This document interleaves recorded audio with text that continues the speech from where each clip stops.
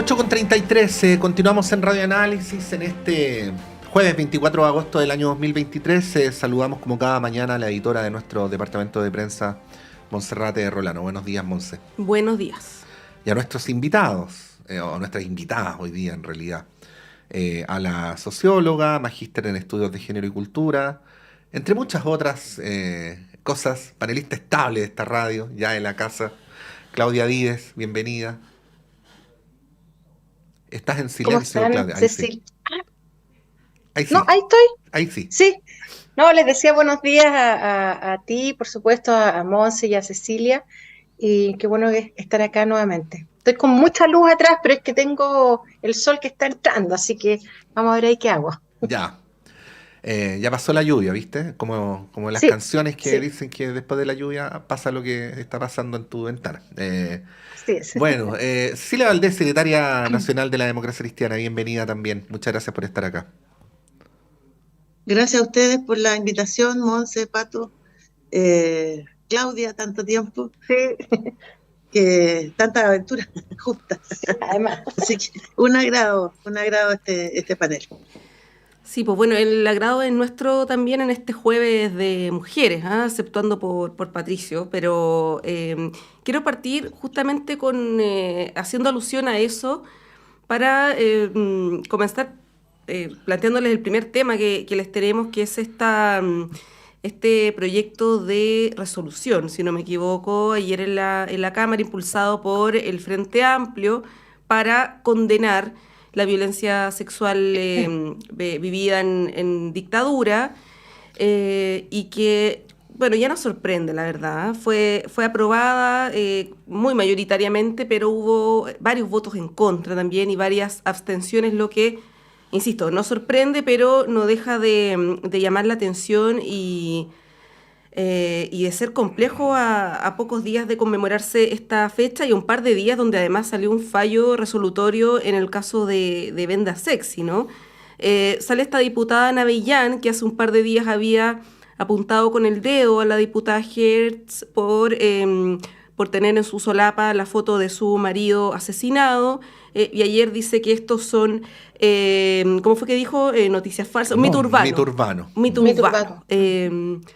Bueno, ayer también hablábamos de esto, es el clima a pocos días ya de que se conmemore esta fecha, y se los pregunto a ustedes como mujeres también, ¿no?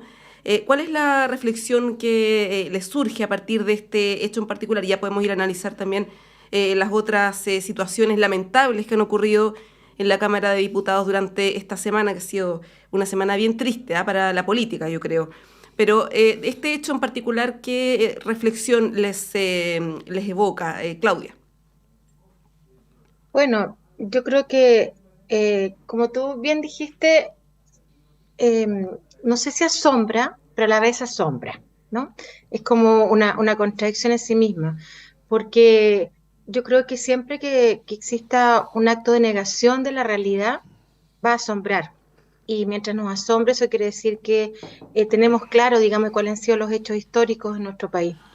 Y a mí me parece de una brutalidad eh, sine qua non, digamos, respecto a cómo vota una mujer, una diputada, no solamente ella, porque además la diputada Navellán, sino que además varios diputados de la derecha que en el fondo niegan eh, el acto de la violencia sexual no solamente en el golpe o a días del golpe, sino que como una forma de reprimir a las mujeres durante toda la dictadura. Y yo creo que eso no habla más que no solamente del negacionismo, sino que también de la mezquindad de ella como mujer para poder ponerse en el lugar de las otras mujeres.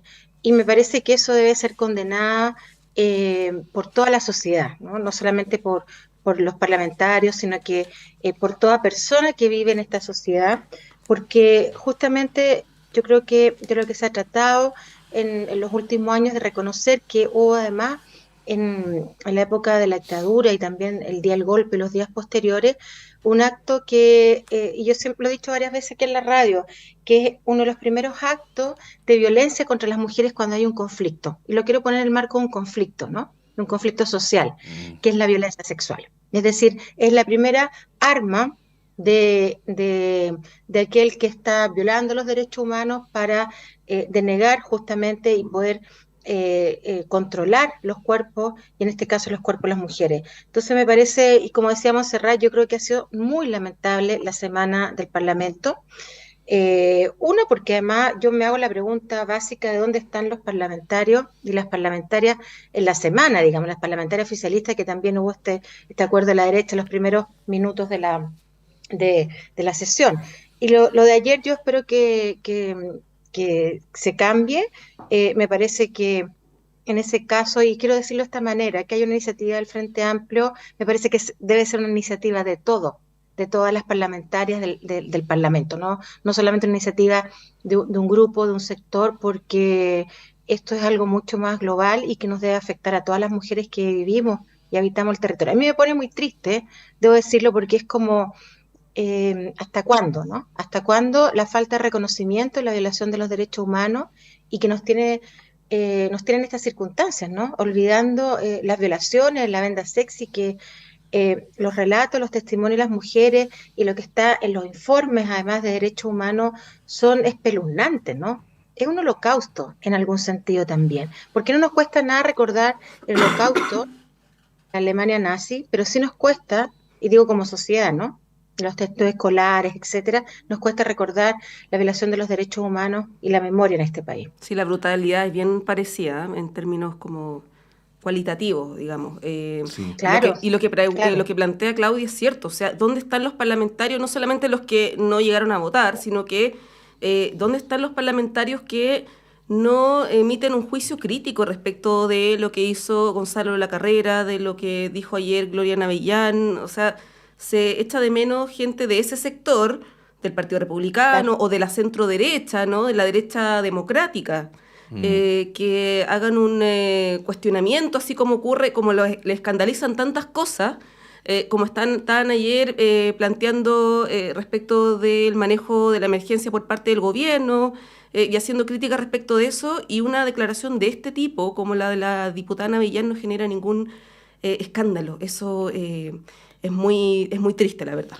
Sí, y es muy necesario volver a decir las cosas desde el principio. Lo digo porque en las últimas semanas me ha tocado la experiencia con jóvenes que incluso son, Cecilia, Claudia, Monse, inquietos políticamente, pero que, por ejemplo, no sabían quién era Sergio Nofre Jarpa, ¿no? O no sabían quién fue Carlos Prats.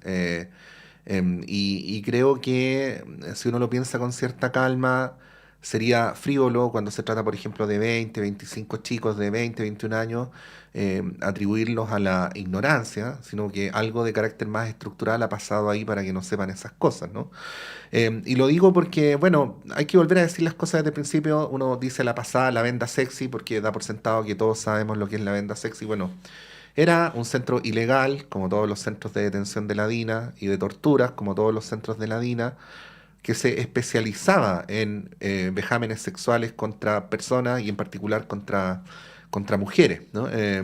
Y creo que es súper necesario volver a hablarlo además porque, como ustedes saben mejor que yo, Cecilia, Claudia, las mujeres que fueron víctimas de este hecho durante mucho tiempo o lo ocultaron o lo subordinaron, ¿no? Era como, bueno, los compañeros están pasando cosas iguales o peores que yo, no le voy a contar a mi marido, a mi hijo porque me da vergüenza, y así sucesivamente. Entonces es un tema que se ha ido visibilizando ahora y que es muy importante mostrar. Ahora, el problema, como plantea Monse, es que no hay...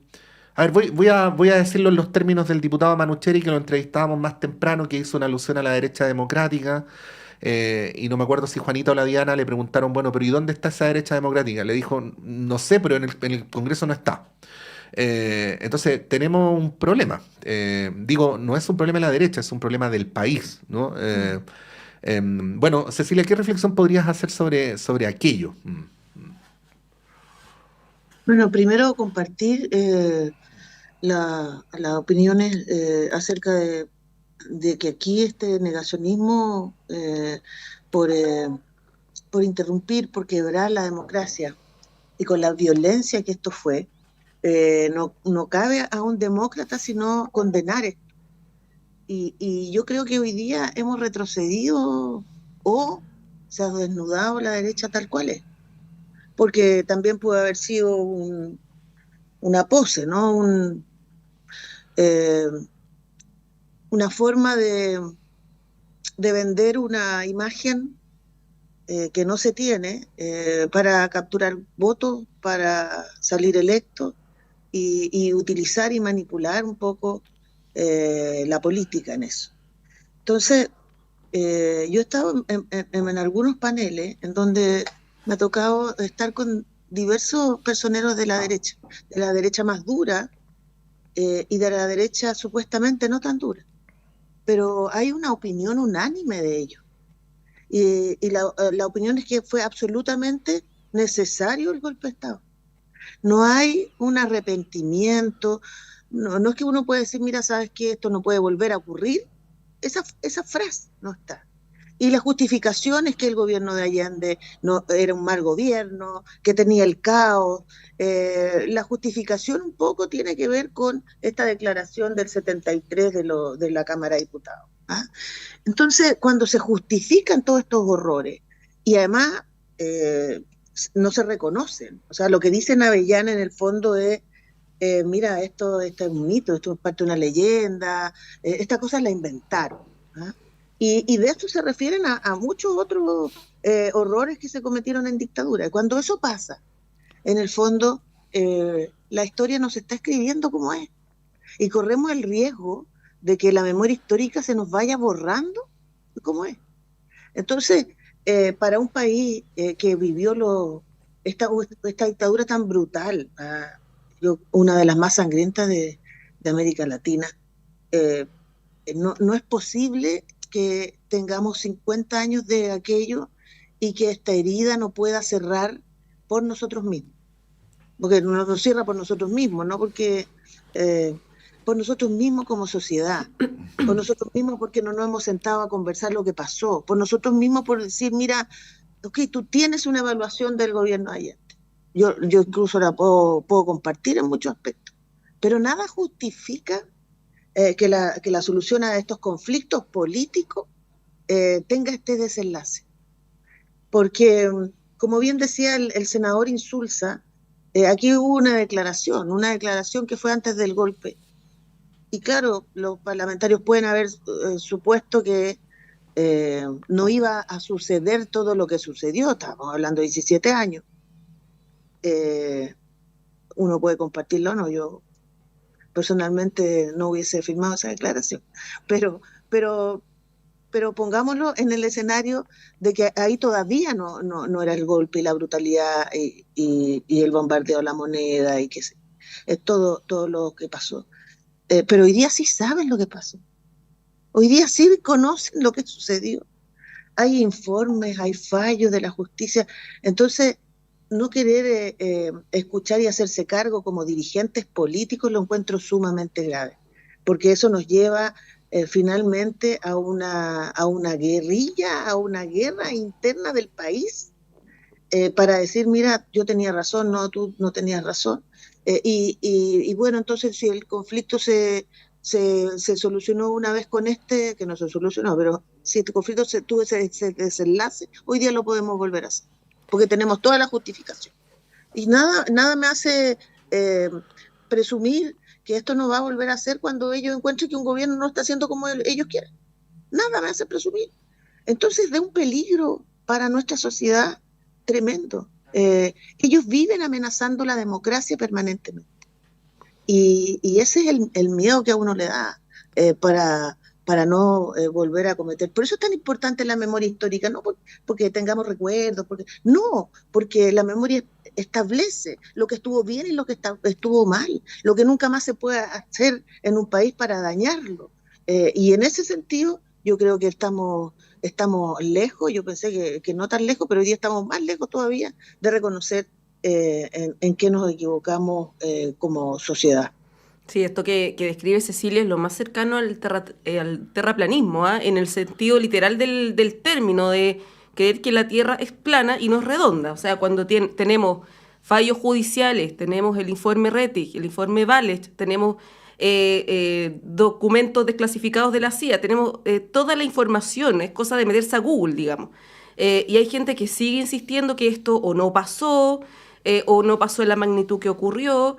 o sea, yo creo que ni siquiera un niño de 5 años No, no, no, podría... es que lamentablemente, a ver, es súper complicado que en el periodismo uno le diga a otra persona no te creo, ¿no? Pero esas ya son cosas que no se pueden creer, o sea, que no lo sepan, lo saben y lo justifican, pero para no decir que lo justifican dicen que no lo saben o no fue tan así, o bueno, en fin. Claro, es que eso, Claudia, es justamente lo que te quiero preguntar desde el punto de vista político, sociológico incluso, ¿no? ¿Qué hay detrás de esta ola negacionista que uno ve en el Congreso, pero no solamente en el Congreso? ¿Es ignorancia, es justificación, es negación de la realidad? Cualquiera de esas opciones es igualmente grave, digamos, pero ¿qué es lo que hay detrás? Porque estos discursos que estamos escuchando ahora, a 50 años, no los escuchábamos a los 40 años ni a los 30, cuando el país estaba en una situación más compleja desde el punto de vista de la institucionalidad, ¿no? ¿Cuál es la explicación que se te ocurre a ti? Bueno, yo siempre digo que no hay una sola explicación porque son muchos los factores y puede sonar algo trillado, pero es que es cierto, ¿no? Y aquí a mí me parece que lo que hay es a ver, primero creo que, y me atrevo a decirlo, que no lo escuchamos a los 40 o a los 30 o a los 10 o a los 5 porque no se hablaba, no se decía, no se atrevía a decir, era lo políticamente incorrecto si se hablaba de eso. Pero yo creo, así como dejó, no sé si te entendí bien, Cecilia, pero a mí me parece que eh, es la derecha que es lo que se piensa. Cuando hay algunos personeros, no recuerdo en este momento quiénes, pero es como la idea de que entonces faltó más gente que matar, no faltó tiempo para matar más gente. Lo que hay ahí es una visión de mundo en la cual las personas no aceptan la existencia de otra a partir de ideas diferentes. Es tan básico como eso. Yo no acepto entonces que exista un otro que piensa diferente y por lo tanto lo tengo que eliminar. Entonces lo que está ocurriendo es que, y yo creo que aquí hay que hacerse cargo en el sentido de que también lo que hace el estallido social, ¿no? Que representa la ebullición, ¿no? Más alta en los últimos, yo diría 40 años, no 30 años, no sé, 35, ya se me pierden los tiempos con tantas fechas, respecto a lo que puede ser un país enojado, un país que se siente abusado. Y esa violencia, entonces, no se va a aceptar, ¿no?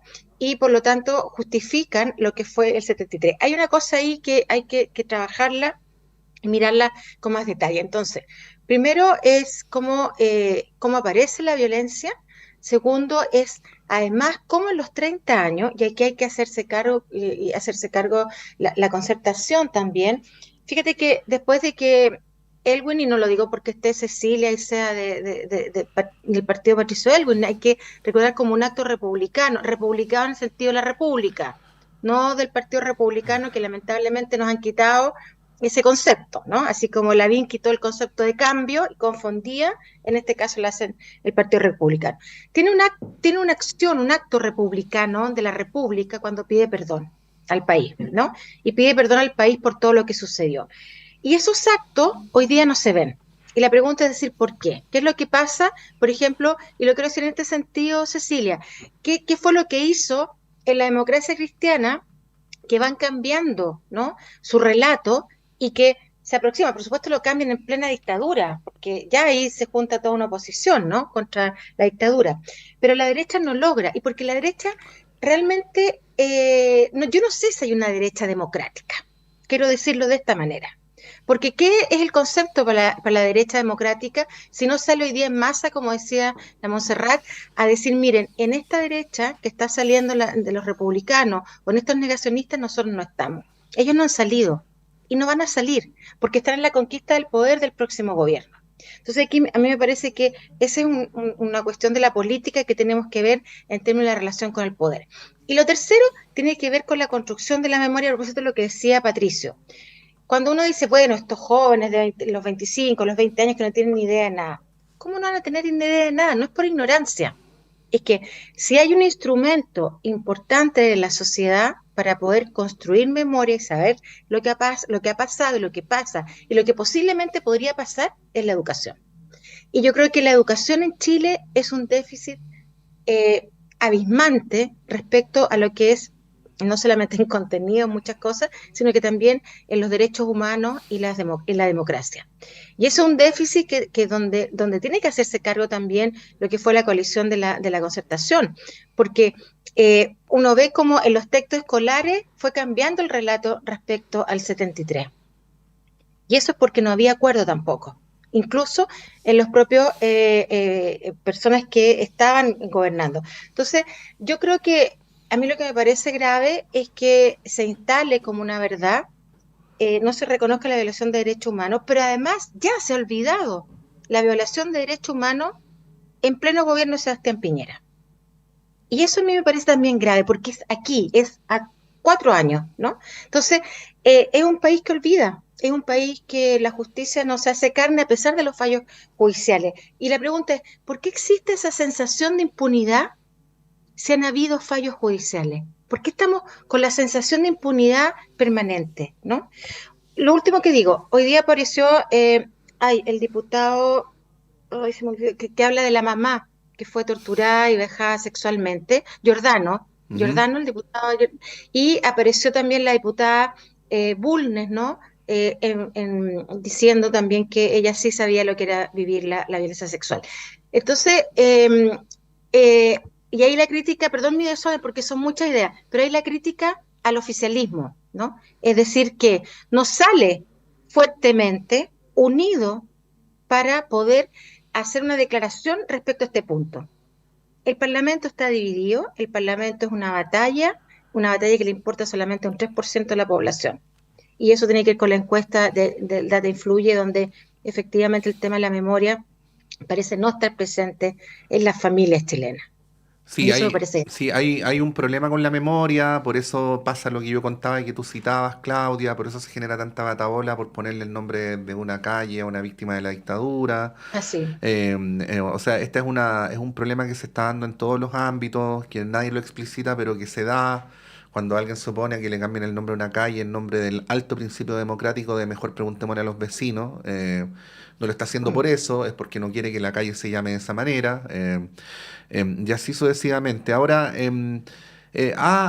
creo que tenemos un problema y para ese problema, Cecilia, disculpa que te cargue responsabilidades encima, creo que la democracia cristiana es bien crucial, que es saber poder distinguir entre las legítimas opiniones que puedan existir durante los gobiernos de nuestra historia republicana, incluyendo el del presidente Salvador Allende, y lo que es una posición categórica y restricta de defensa de la democracia y de los derechos humanos, ¿no? Más temprano entrevistábamos a Claudio Rego, que ya no es de Muerte Cristiano, pero fue 33 años, y él decía muy enojado que era una patudez, que una declaración que los demócratas cristianos habían apoyado unánimemente para pedirle al presidente de la República que corrigiera ciertas conductas que ellos interpretaban como fuera de la norma democrática, fuera invocada como una justificación para romper la democracia, porque lo que el propósito, decía el político, de la DC era completamente contrario. Y precisamente a propósito de eso tuvimos la oportunidad, yo reconozco, entre tantas cosas que uno tiene que leer, Monse, se me había olvidado el contenido completo de la declaración del Grupo de los 13, ¿ah? Y yo recomiendo muchísimo volver a leerla porque es una declaración muy dura con la Unidad Popular, en el plano político, ¿no? Muy dura bueno, y se declaran, aquí la tengo, como algo así como irrestrictos, opositores, invariables opositores, pero al mismo tiempo es muy categórica, no deja ningún espacio para el matiz en la condena al golpe, ¿no? Y eso que el Grupo de los 13 en esa carta sabe separar muy bien, a día de hoy como que no lo logramos separar, ¿no? Bueno, quería pedirte una reflexión sobre eso, ¿no? Porque creo que de ahí es donde derivan varios de los problemas que estamos teniendo en el debate público actual. Eh, claro, un demócrata cristiano más conservador diría un mito urbano. Pero mira, primero yo en esto, eh, nosotros hemos conversado bastante sobre lo que ha pasado. Mm, ¿Ah? Tenemos, yo diría hoy día, una directiva que ha hecho esta reflexión interna. un presidente que dice, mira, la declaración de los 13 debiera haber sido la declaración del Partido Demócrata Cristiano en ese momento. Porque efectivamente nosotros éramos opositores al gobierno de ahí. Eso nunca había pasado, que un presidente dijera eso, porque eso parte del reconocimiento de que ahí hubo una equivocación, un error. Lo mismo con esta declaración y carta del 73, no porque uno no estuviera de acuerdo o porque tuviera críticas sobre el gobierno de Allende y cómo estaba revuelto todo. ¿Ah? En ese sentido, claro, uno puede compartir las críticas al gobierno de Allende, ¿cierto? Las deficiencias que hubo en el plano político, en el plano social, pero cuando yo digo un demócrata es demócrata y en estos minutos de crisis se pone a prueba eso ahí quiere decir que efectivamente nosotros teníamos una mirada muy crítica sobre el gobierno de Allende, pero nada justificaba un golpe de Estado, a pesar de que sí hubo demócratas cristianos que estuvieron de acuerdo. Y hace muy poco un relato de Luis Mayra, en donde él sostuvo personalmente conversaciones con algunos militantes de la democracia cristiana, ¿no? Algunos militantes que consideraban que esto no daba para más, ¿no? Que el gobierno no daba para más, ¿no? Pero la declaración de la Cámara de Diputados, eso es lo que quiere decir en el fondo, manifestar. Y el error de los que firmaron esa declaración tiene que ver con que no tenían el sentido de la realidad y de la urgencia, que es lo que significaba cuidar a un gobierno constitucionalmente y democráticamente electo. Y ese riesgo de perder la democracia, ese riesgo, estos dirigentes políticos no lo vieron o pensaron que era menor o que no era tal el riesgo. Entonces, no es menor evaluar el minuto, uno se puede equivocar.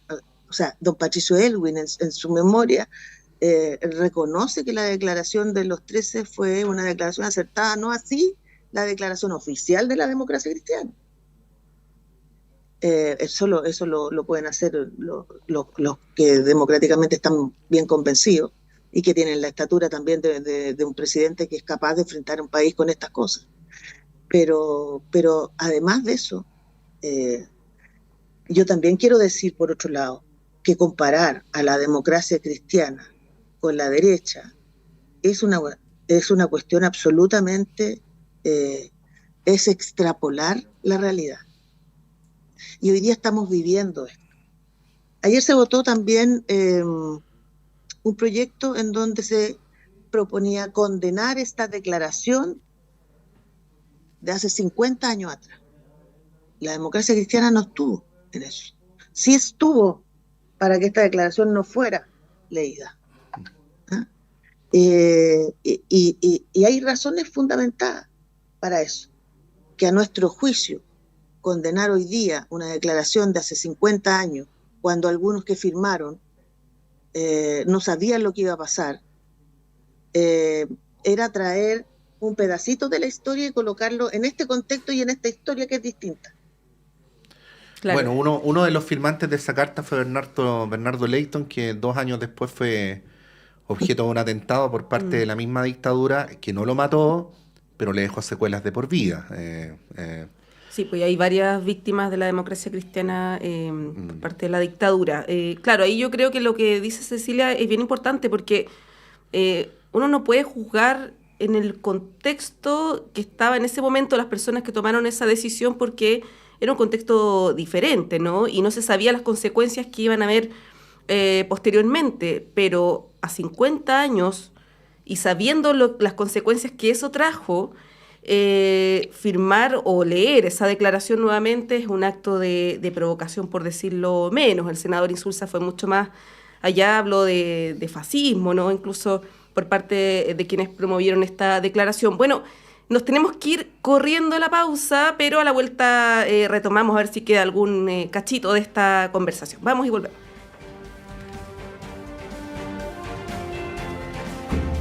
Proyecto 50. Las noticias de los 50 días previos al golpe, analizadas el día de hoy. Un repositorio realizado por el equipo Proyecto 50 y transmitido por Radio Universidad de Chile. De lunes a viernes a las 14 horas y los fines de semana a las 16 horas. Escúchanos en el 102.5 FM y radio.uchile.cl. Proyecto 50. Aguas Trayén o Cascada en Mapudungún es la mejor agua purificada con tecnología de última generación. Para más información, visite su página web www.aguastrayen.com.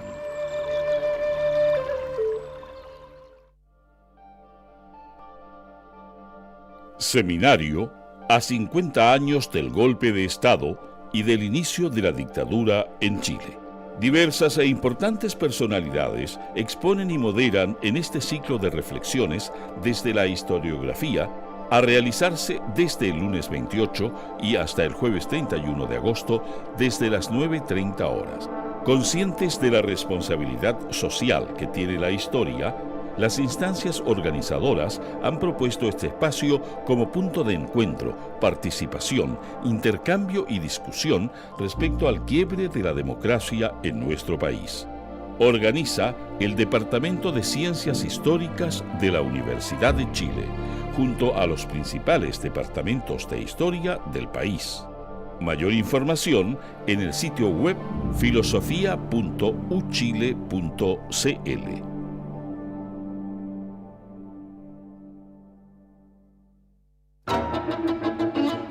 Radio Universidad de Chile y el Departamento de Música de nuestra universidad presentan Disrupciones, música contemporánea en la Universidad de Chile. Un programa que busca divulgar las creaciones musicales que rompieron cánones. Cada jueves a las 18 horas en el 102.5 FM y radio.uchile.cl. Este viernes 25 de agosto a las 19 horas se presenta aquí en Sala Máster la agrupación nacional Sastre y Apache, continuando con la presentación de su primer álbum titulado Acta Primera y editado este 2023. Este álbum es una fusión de influencias musicales y conceptuales que incluyen la literatura latinoamericana, el folclore chileno y el rock experimental. El resultado es una obra única y cautivadora que se presenta como una nueva apuesta en la escena musical chilena. Los invitamos a disfrutar de este concierto este próximo viernes 25 de agosto a las 19 horas en Sala Máster, Miguel Claro 509, Providencia. Abre la velada Illuminati, proyecto santiaguino que reúne a ex miembros de la escena hardcore, punk e indie capitalina. Entradas a la venta en sastreyapache.cl.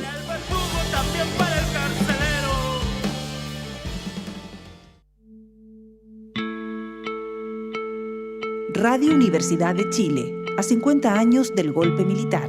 Educación para la democracia. Comprometidos con la memoria y los derechos humanos.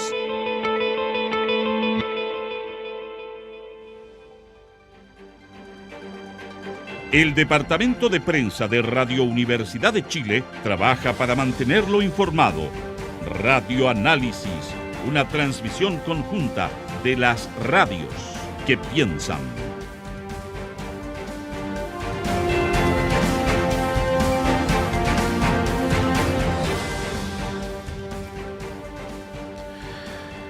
Son las 9:08, estamos con Montserrat Rolano, con Claudia Dives, con Cecilia Valdés. Cecilia, Claudia, ni les cuento la conversación que teníamos aquí con Monse en la pausa. Son algunas licencias que incluso no se puede dar porque no salen al aire, pero estábamos ahí continuando con la conversación que estábamos desarrollando antes de la pausa y yo obviamente deducimos que al menos una colita queda, así es que Claudia, la palabra es tuya. Ahí estoy reactivando. Bueno, a mí me parece que finalmente en lo que hemos conversado hoy de la mañana, no queda más que decir que mientras no se puedan reconocer, ¿no?, cuáles son, digamos, los discursos negacionistas que existen hoy día, difícilmente vamos a poder superar esta etapa. Yo creo que estamos en un momento histórico muy complejo. Creo que independiente de los resultados de algunas encuestas respecto a qué es lo que se conversa en la casa sobre el golpe militar, me parece que esta es una cuestión que no está zanjada, que no está resuelta, que difícilmente se va a resolver a propósito de este triunfo, yo diría, conservador que se plantea hoy día en la sociedad chilena y que tiene que ver además con cómo se está concibiendo la sociedad, qué se quiere para el país, cómo estamos tratando de pensar nuestro presente y nuestro futuro. Y a mí siempre, y yo soy una convencida de eso, de que mientras no se reconozca la memoria histórica, difícilmente podemos vivir el presente y menos aún el futuro, porque siempre va a haber algo que mientras no esté sanado, conversado, asimilado como una violación de derechos humanos, difícilmente vamos a poder avanzar. A mí me parece insólito, por ejemplo, el espacio que se le está dando al expresidente Sebastián Piñera cuando claramente en su gobierno, por supuesto uno no dice personalmente él, pero en su gobierno se violaron los derechos humanos. Y esos 5 informes que hubo el 2019 y 2020 quedaron en el olvido. Y quedaron en el olvido además por la sociedad chilena en su conjunto y por los partidos políticos que están representados en la Cámara de Diputados. Entonces, si olvidamos el 2019, 2020, imagínense a 50 años. Y cuando digo olvido, estoy diciendo que no se converse sobre el tema, no se diferencie, ¿no? Cualquier persona tiene derecho a protestar, cualquiera. Pero las fuerzas del Estado, que en este caso fueron represivas, no tienen derecho ni a violar, no tienen derecho ni a reprimir, no tienen derecho a quitarle a 400 y tantas personas sus ojos. Y eso me parece que habla nuevamente el país. Cuando olvidamos algo tan reciente y no se han hecho todos los juicios que se necesitan para ello, entonces está mal el país. Este es un país que está enfermo, es un país que no se ha sanado, es un país donde olvida la violencia. Y eso a mí me parece que es impresionante. Es impresionante cómo se olvidan las masacres obreras que han habido en este país, ¿no? Hay una historia de masacre y de violencia en la historia de Chile y se olvida permanentemente. Entonces, yo de verdad que no veo mucha salida hoy día a esto, ¿no? Más bien que creo que el Parlamento no está representando a la ciudadanía. Ayer cuando la ciudadanía está en una cosa, y quería decirlo a propósito del reconocimiento de cómo se maneja un Estado. Cuando se critica toda esta semana al gobierno que hace o no hace respecto a las inundaciones, ¿no? A mí me parece que se nos olvida pensar en cómo se divide administrativamente el país y que son los municipios, ¿no? Municipios que además reciben plata del Estado justamente para enfrentar diferentes aspectos de la vida social. Entonces, eso también se niega. Hay una permanente negación de la existencia humana y de la vida en Chile todos los días. Desde que hace un gobierno, cualquiera sea su tendencia, que hace un Estado, cuál es el rol de las políticas públicas, que hace un Parlamento, cuál fue la historia y cómo, por supuesto, podemos profundizar una democracia que está bastante tutelada. Nosotros vivimos una democracia tutelada. Entonces me parece que estamos en una encrucijada, estamos en una crisis muy profunda y yo no veo salida en este momento. Ninguna. Sí, ya podemos pasar a hablar del tema de las emergencias y las críticas que he generado, pero antes de eso no puedo evitar, Cecilia, preguntarte por, que bueno, yo me imagino que también tú te has referido a eso, del fallo de la Corte Suprema por la muerte del expresidente Eduardo Frei Montalva.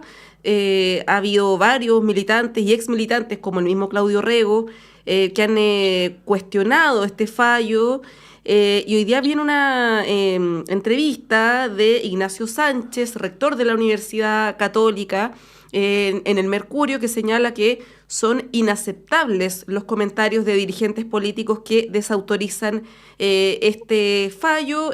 Señala Ignacio Sánchez que él también dice que existen, que en el fondo el fallo le da la razón a la posición que siempre tuvo la Universidad Católica. Esto a diferencia de lo que señala, por ejemplo, la Federación de Estudiantes de la UC, que lamentaron este fallo porque existen antecedentes razonables, dice esta declaración, para dudar si hay elementos que por alguna razón no pudieron probarse. Ahí, Cecilia, preguntarte cómo tomas esto, también lo que señala el rector Sánchez y las críticas a los cuestionamientos al fallo de la Corte Suprema, porque hay quienes dicen, bueno, si vamos a estar cuestionando los fallos de la justicia, cerremos por fuera, en el fondo, ¿no? Pero por otro lado, también hay dudas razonables que a uno le caben. Está este famoso papelito, ¿no? Que dice sáquenme de aquí inmediatamente, escrito por el expresidente cuando estaba ahí en la clínica Santa María, y otros elementos más que hacen al menos dudar las circunstancias de su muerte. ¿Cuál es tu apreciación, Cecilia? Fue un golpe tremendo para los demócratas cristianos. Y para una buena parte del país que cree que la democracia se tiene que defender, y que era una amenaza efectivamente los liderazgos políticos de la época que estaban desafiando la dictadura, entre ellos uno bien importante porque había sido más presidente de Chile, que era Eduardo Frei Montalva. Entonces, para nosotros fue un golpe porque, claro, el rector Sánchez se apega a una frase que pretende cerrar un capítulo. Pero yo creo que todo lo contrario, lo que provoca esto es decir, mira, aquí un expresidente de Chile en donde se estableció una historia, un relato, que ha existido varios abogados que han ido investigando por años y que aún así la justicia encuentra que faltan pruebas para esto. Yo imagino que las personas común y corriente que todavía no encuentran ningún rastro de sus familiares tienen menos esperanza todavía. Entonces, no podemos pensar que una dictadura va a cometer los actos que cometió dejando huella, dejando pruebas. Eso es pensar que no es una dictadura, ¿ya? Después de 50 años, además, cuando la justicia es temporánea, algunos cuestionan, no es justicia. Yo puedo compartir eso también. Pero lo difícil que ha sido sanar esta herida, y yo creo que uno de los motivos que no, yo ahí no estoy muy de acuerdo con Claudia, yo creo que no es olvido, es porque aquí no ha habido un cierre como es debido, aquí no se ha reconocido, hubo un silencio cómplice que todavía existe, los culpables han ido muriendo por el paso del tiempo, va a ser imposible que entreguen otras pruebas.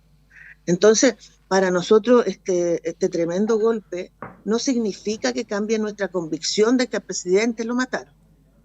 No significa eso. Es súper importante esa precisión, Cecilia. A ver, yo como periodista y como director de esta radio no me voy a mover un centímetro del respeto a los fallos de las instituciones de la República. Por lo tanto, si la Corte Suprema estableció que no había pruebas suficientes para dar por sentada la responsabilidad de las personas que estaban siendo procesadas o que habían sido condenadas en algunos casos en el asesinato del expresidente Frei, bueno, eso es lo que dice la justicia y está, ¿no? Pero para efecto de las precisiones, primero lo que la Corte Suprema dice es que no hay pruebas suficientes, ¿no? Eso es lo primero. Y esto es importante decirlo en un contexto donde además han pasado muchas décadas y lo más razonable es que toda investigación judicial se pueda hacer inmediatamente después de ocurridos los hechos, pero precisamente porque tuvimos una dictadura es que aquello no se pudo realizar, ¿no? Pero lo segundo es que la Corte Suprema no dice en ningún momento que el presidente Frei no fue asesinado. Porque el fallo de la justicia no es sobre eso, es sobre la responsabilidad de determinadas personas en la muerte del presidente Frei. Por lo tanto, también es importante decir que el marco en el cual la Corte Suprema se pronuncia no es el asesinato o la muerte por causas naturales del expresidente Frei, sino la evidencia sobre la responsabilidad de determinadas personas. Puede sonar parecido, pero si uno sigue con atención lo que estoy diciendo no es lo mismo, ¿no? Por lo tanto, creo que legítimamente uno, incluso respetando el fallo de la Corte Suprema, puede mantener una pregunta, ¿no?, respecto a de qué murió el presidente Eduardo Frei Montalva. Bueno, digo esto porque también es importante, porque los titulares, en general en periodismo a veces los titulares enredan en vez de aclarar. No sé si hay algún comentario a este respecto. Sí. Perdona, pero efectivamente es así. El fallo completo, cuando tú lo lees, es así. Y claro, en este caso las fuerzas probatorias no fueron suficientes, según la Corte Suprema. Eh, para nosotros hay evidencia, hay hechos evidentes, notables, que además es de conocimiento público, cuando se quemaron pruebas en la Universidad Católica, o sea, hay hechos que están comprobados que así fue. En esto faltaron pruebas, según la Corte Suprema, pero hay hechos comprobados que sí sucedieron, ¿ya? Y ese es el relato que hace en el libro Carmen Frey en el magnicidio, que por lo demás fue la única que dijo, mira, aquí esta cuestión no puede ser, y con un camino bastante solitario. Después convenció a más gente, pero con un camino bastante ingrato, por así decirlo. Ahora, eso tampoco quita, Cecilia, eso tampoco quita, como dice ese mismo libro, que lo tengo bien grabado en la cabeza, porque impactó muchísimo, y además estuvimos en este mismo lugar conversando con Carmen Frey. También dice cómo la dictadura infiltró el círculo íntimo del presidente Frey desde el principio, de cómo el chofer personal del presidente Frey era informante de la DINA, cómo tenían intervenido los teléfonos, es decir, hubo un asedio, voy a decirlo así, en el living de la casa del expresidente Frey durante todo el tiempo que vivió en la dictadura. Ese es un hecho histórico que no se puede dejar de mencionar, y que vuelvo a insistir, no es aquello sobre lo cual se pronuncia la Corte Suprema, ¿no? Sí. Pero Y no dejando de mencionar pero eso, es bien decidor perdón. que el chofer del presidente Frey fuera informante de la DINA, ¿no? Y además era una persona en la cual toda la familia Frey confiaba absolutamente. Pero no toda la familia, nosotros como partido lo conocíamos, a Luis Becerra lo conocíamos. ¿Y cuál es la crítica de la democracia cristiana con Patricio Rojas, en el fondo? Es que él conocía muchos de estos antecedentes y nunca les contó nada a la familia Frey. Ese es la crítica y el error del fallecido ya ex ministro don Patricio Rojas. Pero reconocer estas cosas, reconocer estos puntos, a ti te hace pensar, mira, que en realidad el presidente fue asesinado con un sistema de inteligencia de alto nivel. O sea, esta infiltración desde médico hasta chofer, hasta su casa, quiere decir que aquí hubo una operación de inteligencia para hacer esto por el Estado. Entonces, cuando uno dice, mira, aquí hay cosas que se han olvidado, no, aquí hay cosas que nosotros también, como clase política, tenemos que ir recordando, y nosotros también omitimos durante muchos años la historia como es. Entonces, la historia se va olvidando si tú no la recuerdas. Y hoy día la valoración de la democracia es similar a la de la dictadura, porque nosotros no hemos sido capaces de transmitir los horrores que hubo en dictadura. Y esa omisión es el pecado más grave. Somos los dirigentes políticos, más que la sociedad, porque somos los que tenemos vocería, somos los que estamos más expuestos públicamente, y esta responsabilidad, por eso digo, esta no es una responsabilidad solo de los que niegan todo lo que pasó, sino que además de nosotros que sabemos lo que pasó, y no hemos hecho los lesos con decir las cosas tal cual ocurrieron. Sí, también de los medios de comunicación de exponer correctamente los hechos. Hay que ser ahí bien precisos. Claudia, no sé si tienes alguna opinión, reflexión respecto a esto. Yo espero que vayan a la Corte Interamericana. Espero que puedan ir para allá porque ya sabemos demasiado, hay demasiados temas en este país que la Corte no resuelve, y que cuando hay una duda, cuando hay más pruebas, es necesario ir a las Cortes Interamericanas para poder resolver justamente episodios como este. Y me parece que cuando un país no es capaz o sea, la interpretación que hace Patricio es interesante en términos jurídicos, ¿no? Pero quiero decirles que yo tengo duda de más por qué sale el fallo, y pueden decirme que es parte de las teorías conspirativas, quizás, no tengo idea. Tengo duda por qué sale el fallo justo ahora, antes de par de semanas que nos quedan de la conmemoración de los 50 años de golpe. ¿Saben por qué? Porque lo más probable es que esto en 50 años alguien lo escriba. lo más probable es que en 50 años, así como hoy día se produce toda la reflexión en Alemania respecto todavía a personas que siguen vivas y que eran representantes del fascismo, ¿no? Y todavía se siguen persiguiendo. O, por ejemplo, con lo que supimos ya de la muerte de los profesores en México, de la matanza que se hicieron de profesores jóvenes, Sí, donde sí estaba involucrado el gobierno. Entonces, y yo traigo a recordar esto porque esa es la historia. Esa es la sí. historia, ¿no? Entonces eso no significa que uno no pueda tener el derecho a decir, miren, tengo dudas respecto a este fallo y por lo tanto tengo que recurrir a otra instancia como son las instancias internacionales. Y esas instancias existen en el sistema internacional, o sea, de Claro, hecho, está la de Corte hecho, Interamericana de Derechos Humanos. de hecho, más de alguna vez, digo más de alguna vez por decirlo de manera modesta, varias veces la Corte Interamericana ha corregido fallos de la justicia chilena, ¿no? Por lo tanto, es una última instancia que existe fuera del territorio nacional. No, mira, solo por precisar nomás, creo que tiene que ver con la responsabilidad que nos compete como periodistas y como medios. O sea, Sí, si nosotros abrimos la puerta a decir o a cuestionar los fallos de las instituciones de la República que están mandatadas para eso, entramos en una deriva muy peligrosa porque si llevando este camino hasta el final puede ocurrir lo que, no, por por ejemplo, ha supuesto, ocurrido en la Cámara de Diputados esta semana, ¿no? O sea, por supuesto. entonces, No, sí. por eso, Patricio, digo que en la medida que uno tenga una duda y tiene la Ujú, evidencia, ¿no? Uno tiene entonces el derecho también a recurrir a otras instancias, ¿no? Sí. Porque aquí queda una duda, y eso es importante que las personas, los familiares y por supuesto el Partido Cristiano pueda hacer algo al respecto, ¿no? Y ahora, lo pongo en ese sí, y marco. solo para terminar, porque hablaba mucho rato, que le doy la Sí. palabra a la Monse.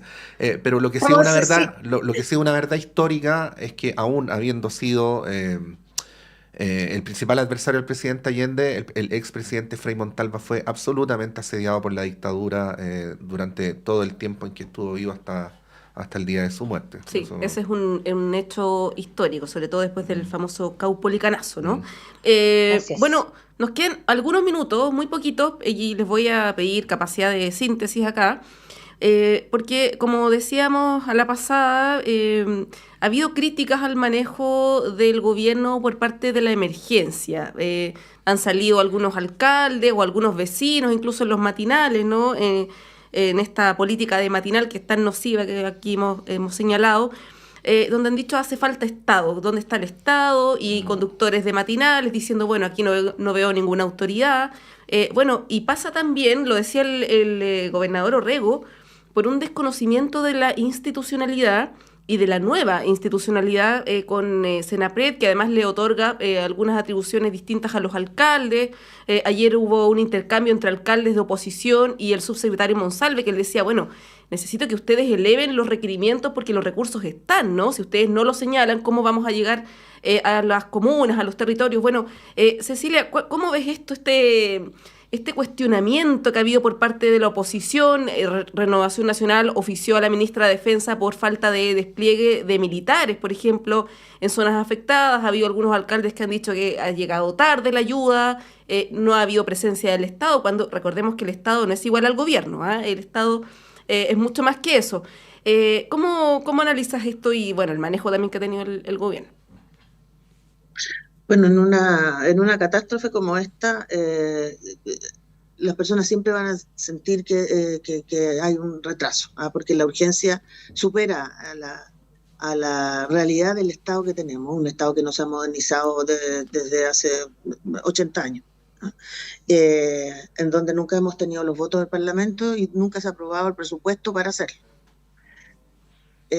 Entonces, yo con eso no quiero justificar de que dirigir o administrar eh, el Estado es muy complejo, porque es un Estado burocrático, ¿ah? Que tiene ciertos procedimientos que yo diría el control que tiene es que se apegan mucho más a la probidad y a las miles de visaciones que tiene que tener una. Pero también hay canales de emergencia, entonces se decreta un estado de catástrofe, un estado de emergencia, y eso puede circular mucho más rápido. Eh, yo creo que el gobierno ha estado lento en esto. Los alcaldes también desesperados. Ahora, recordemos también que los alcaldes de la zona afectada tienen municipios a cargo que no son municipios que tienen muchos recursos. Aquí los gobiernos locales en general dependen de lo que se le entrega por parte del Estado, del Fondo Común Municipal, pero patente, así como tiene Las Condes, Vitacura, las 4 comunas más ricas de Chile, no tienen estos municipios.